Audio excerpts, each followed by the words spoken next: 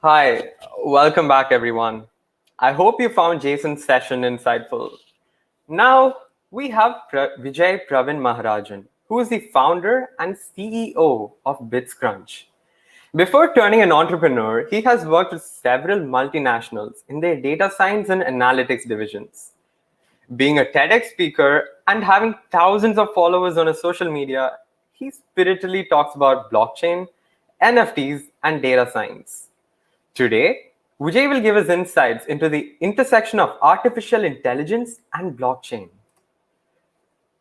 Vijay, Hi, the Mukesh. floor is yours. Hi. Thanks a lot. Thanks a lot, guys. First of all, I would like to thank the entire team behind this summit. So, Mukesh, Sai Karthik, and whoever who has done a lot of effort behind the screens. I would like to appreciate each and everyone's effort. So, I'm happy to be talking in this summit. So, it's an emerging community. I would like people to join their community to get the latest updates on blockchain and why blockchain. So from their name, it's pretty obvious that why should we move towards blockchain, right? So yeah, happy to be part of this summit, and yeah, just a little bit of intro about who I am and what I've been doing all these years. So myself, Vijay Pravin, and I originally come from Tirunelveli, which is a city in Tamil Nadu, and I've been living in Germany for the last 8 years. So I moved to Germany back in 2013, where I did my masters in Germany. So I did my masters in electrical engineering and information technology from one of the uh, big universities here in Germany. So hi, Loga Santosh from GAEC. Hi, hello. So yeah, I did my masters in Germany, and right after that, I have worked with companies like Telefonica, which is O2. I worked with companies like Volkswagen, and then recently with Siemens before founding bitsCrunch. So yeah, that's my journey. I've been a data science professional all these years, and would like to repeat the magic that I created in various industries with my own startup now. So I'm excited for this journey. I just recently took position as CEO here. So yeah, exciting things ahead and in the next months. And talking about the other aspects of my personal side, I've been a regular speaker in various conferences and events across the globe. Let's say TEDx was one such event where I was the first Indian to be invited for a TED talk here in Germany below 30. And apart from that, I represent Siemens and Volkswagen in various forums. And after taking charge at bitsCrunch, I'm glad that this is my first session, first talk, which I represent bitsCrunch at YBlockchain Summit. So I'm really happy for that as well. So why blockchain? So let's take it from the branding itself. Why do we need blockchain, right? So I hope some of you guys are already watching it online. Maybe if you have any pointers for me to, let's say, where should I start or which topics should I cover in this particular session, please feel free to comment. Uh, wherever, whichever platform that you are using, be it YouTube or Facebook or LinkedIn, please feel free to use the comment section. And like Loga Santosh said, good evening to me. Just feel free and let's start rolling. Maybe I'll leave a pass, maybe make a pass of 10 seconds, not more, 10 or 15. If you can type something, that would be great. Otherwise, I'll jump into the topic.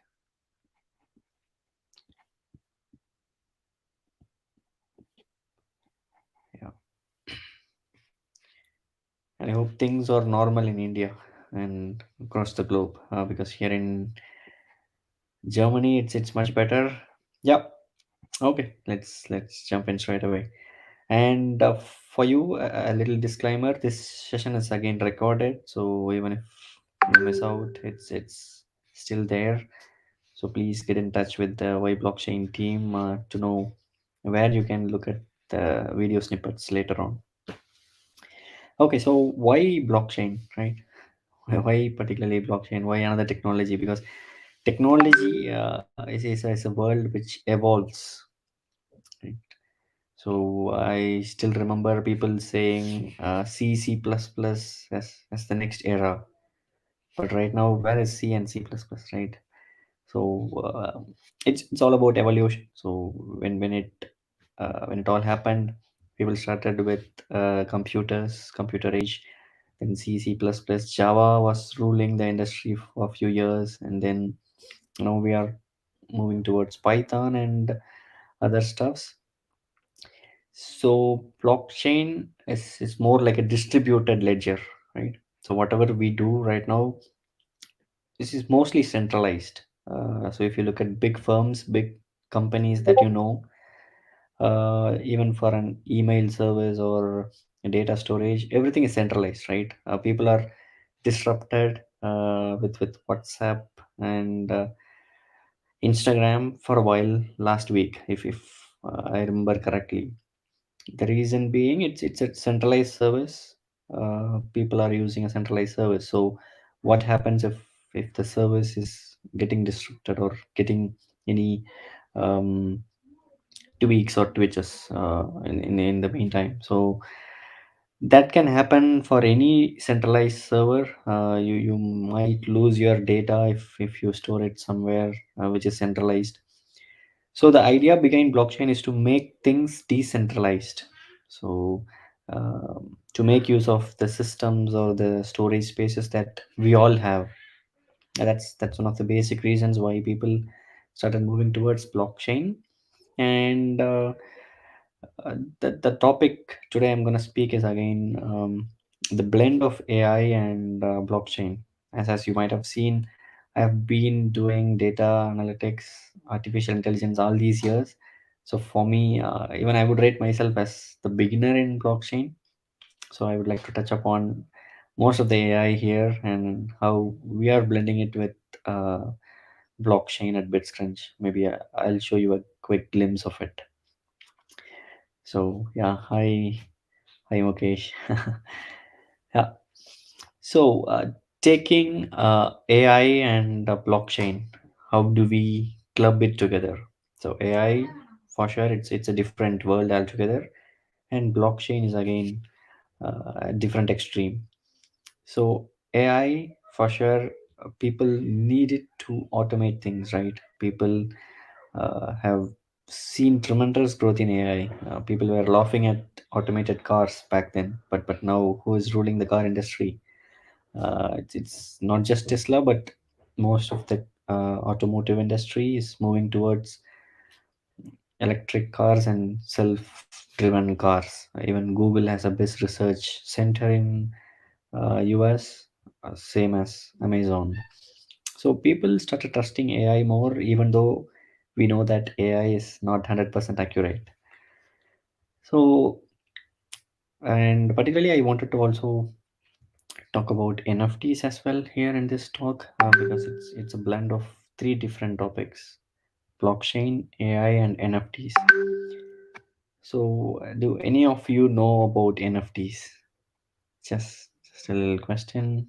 If people have an answer, it's fine. Otherwise, I can directly jump in to answer it. So NFTs are non-fungible tokens. So we are moving towards a creator world. So let's say if somebody, yes, there is an answer from one of the weirdest Twitter handles, Karadi. It's fine. It's really good. Cool Prayag. NFTs or non-fungible tokens. Excellent. So why do we move towards NFTs now? NFTs is again a little drop in the ocean of blockchain. So people are not creating Facebook, Amazon, or Microsoft or IBM, such big companies in the future, because we are in the creative space, creator space, where even a kid who has a good, let's say, acting or speaking skills can be a good YouTuber, right? I know few YouTubers who are not yet 18. So that's the power of creator world, and the world is open to it, thanks to the digital nature of where we live. Right? So you doesn't have to be an 18-year-old to be an adult to run a business. I know kids who earn millions through YouTube. I mean, not just YouTube. I just took YouTube just because it's easy to relate. But otherwise, people can use the digital revolution for their creativity. I mean, I see a lot of people who found startups, and I'm actually pretty late to the startup world, I would say that. So we as a creators need something that is more substantial, right? So that is why we started moving towards non-fungible tokens, and people are crazy about it. I know people who buy digital arts as a form of NFT, who play games and get NFTs, and some people they go to an extent where they buy virtual land. Seriously, I mean, I as a person would give it the thought even to buy a physical land, but people are into virtual lands. So that's the crazy about NFTs, and it's pretty amazing in this space. So what do we do uh, to this particular space where we club NFTs, blockchain, and AI? So, like I said, blockchain is something that of course it's an emerging technology. When AI came into picture, it was back in early 2000, I guess. So it took 2 decades to people to really grab what is AI, right? So now we are at a stage where blockchain is an emerging tech. It has already been around for the last decade or so, but it is still evolving, it's still emerging. And um, the first substantial or prominent NFTs came into picture by 2017. It's CryptoPunks. So, do anybody know about CryptoPunks by any chance? Have you heard about punks? So, CryptoPunks came into picture by 2017, and so that's pretty much clear, right? We are like just 4 years since the NFT craze started. And for sure, whenever there is an opportunity, the scammers they exploit the system, right? Be it any web 2 or web 3 space, doesn't matter. The scammers, they always love to exploit things, and this is currently what's happening in this space. People do a lot of wash trading. By wash trade, I mean, let's say I have cool Prayag watching this video and Karadi 69. So if I mint an NFT, Vijay sends it to Karadi, Karadi sends it to Cool Prayag, and then they send it to Mukesh. So what I minted as an NFT as 10 euros or 10 ETH. Sorry, 10 ETH is too expensive. But that's how NFTs are sold, right? So what I put a price as 10 ETH has now gone up to 50 Ethereums uh, after 4 transactions. but what it does to the outsiders. So somebody looking like Sai Karthik, if he's an outsider, he's looking at this particular NFT piece, he might think that this is something crazy, right?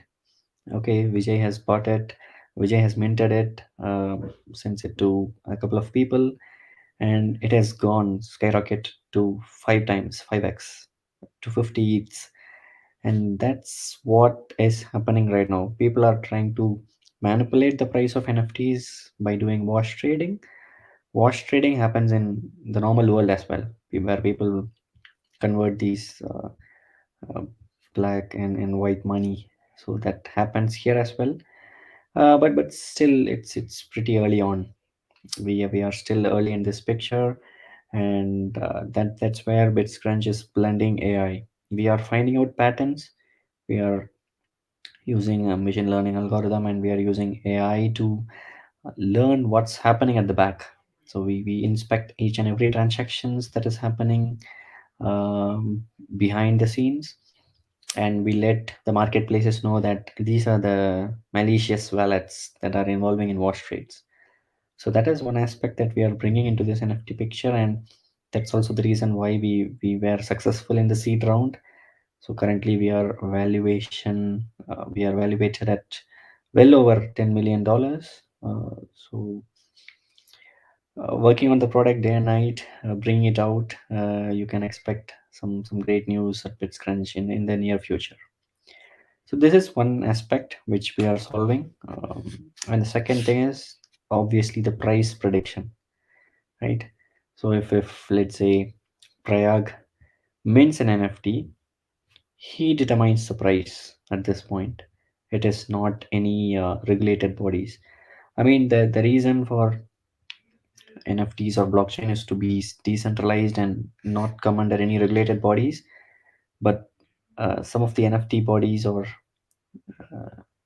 way beyond the imagination. I mean, NFTs are getting sold for $1 million. I mean, who would have $1 million and who would invest $1 million on an NFT, right? So right now there are some big fish, big players who are influencing this market. But again, bitsCrunch, we want AI to determine the price of an NFT. We want people to realize what sort of price that they can pay for an NFT. So seriously, it cannot be $1 million every time, right? If somebody makes an NFT, we look at various parameters. We look at things. We look at the past history of sales. We look at the metadata of NFTs and a lot.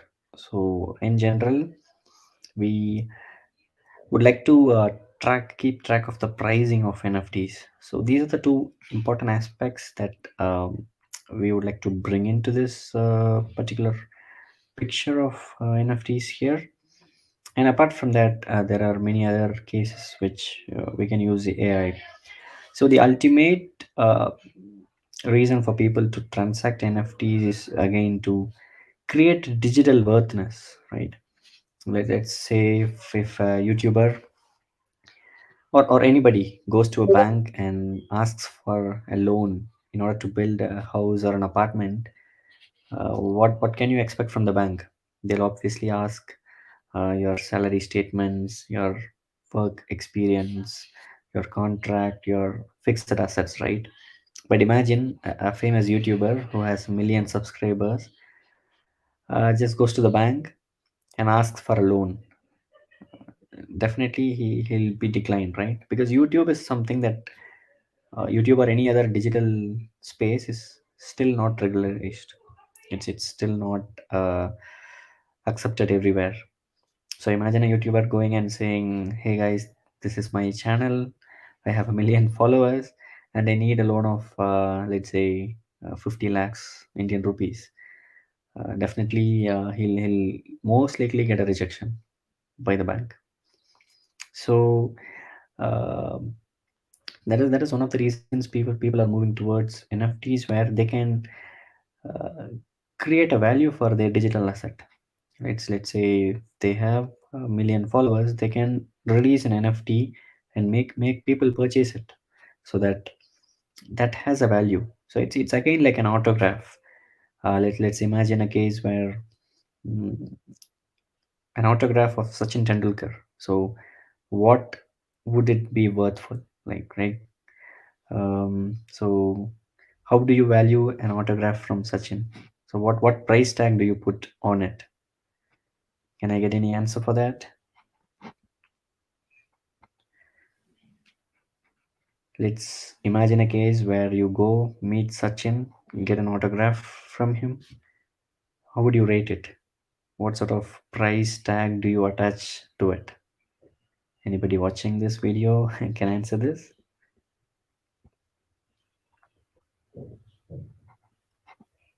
Okay, I'll just go ahead. Maybe in the meantime, you can leave a couple of answers. So Prayag says it's worth 10K dollars, maybe. And Karadi, my favorite friend here, says priceless. And another friend says maybe an auction. See, that's the whole point of this talk here. For somebody who is following cricket, it can be priceless. It can be worth $10,000. It can go for an auction. But myself living here in Germany, do you think Germans follow cricket? Definitely not. They are crazy about football, like how we are back in India. We used to follow cricket. So for a German, an autograph from a Sachin is worth. I'm sorry to say this, but it's definitely not worth for him, right? That's how NFT works in general. So for somebody who trusts this technology, thinks that this can be worth several dollars in the future. So that is the reason why people go for it. It's not about a simple JPEG. I see people complaining about it's simple JPEG and why people are getting it for so much of price. But this is the whole point. It says it depends on your interest. It exactly it depends on the familiarity requirements and so on. So it has to be something that's unique, right? An autograph from Sachin is unique. You can get it in paper, but what happens if it is digitalized? So that's when NFT comes into picture. NFTs, um, like Amitabh Bachchan, famous Indian actor, is into NFTs now. I recently saw Dinesh Karthik, DK, from Tamil Nadu. He's into NFTs, and Rishabh Pant is into NFTs. Just latest news is Salman Khan is releasing his NFTs. So people want to store their effort as NFTs, something digital, so that people go for it, right? People, it's like a fanboy moment. So these are the factors where people would like to, let's say, go for NFTs, and blockchain is where they deploy, they mint NFTs. It's a place where they store NFTs. So it's just a medium where they do all these transactions. So yeah, that's pretty much it. Maybe if I can spend some time on questions. If you have any questions, let's go for it. Because it's already 20-25 minutes into the topic, and I want to give some breather, some space for the people to talk as well. I request the audience to post your questions in the chat. Was it useful? Was it nice? Was it insightful? Any comments on this? Yes, there's a question already. Is it possible to collateralize NFTs? Yes, it is. It is happening at the moment. People are getting loans with NFTs. Imagine a case where people take an image from computer and they go to a bank and they get a loan for several $100,000. That is happening at the moment, and people are trusting NFTs, including myself. I trust this space. I am looking forward to exciting things in the future. So, like somebody said here, like Rahul said, time plays a major part. Yes, because one of the oldest NFTs will obviously go for a bigger price, right? Because those are old. That's why we have a saying that old is gold, right? So for sure, NFTs will definitely come up, and at that time, people will obviously mint their works as NFTs, be it art, be it game, be it fashion. Uh, for whatever reasons, you can release your NFTs. But the thing is, it's still an evolving market. So if you ask me, if I mint an NFT, would it go for this price, Vijay? I would say it's still pretty early for you guys to launch NFTs. Ajay Vishnu, I guess that's should be the name. But yeah, will Indian government regularize crypto NFTs? So the latest news that I saw on Twitter or from the government press release was a couple of weeks back, 2 to 3 weeks back, where the finance minister Nirmala Sitharaman said cryptocurrency cannot be prohibited in India, so there should be a way in order to accept that, and they are right finding the ways to accept cryptocurrency because already there are Indians who use cryptocurrencies a lot. It's again a billion-dollar industry here in India itself. NIMSAI. Yeah, that's the question that I just answered. So if you mint an NFT right now, since the market is too early, either you should be famous, that's true, or you should be active in this space, right? You cannot just simply go and mint NFTs and expect it to grab a few $100s.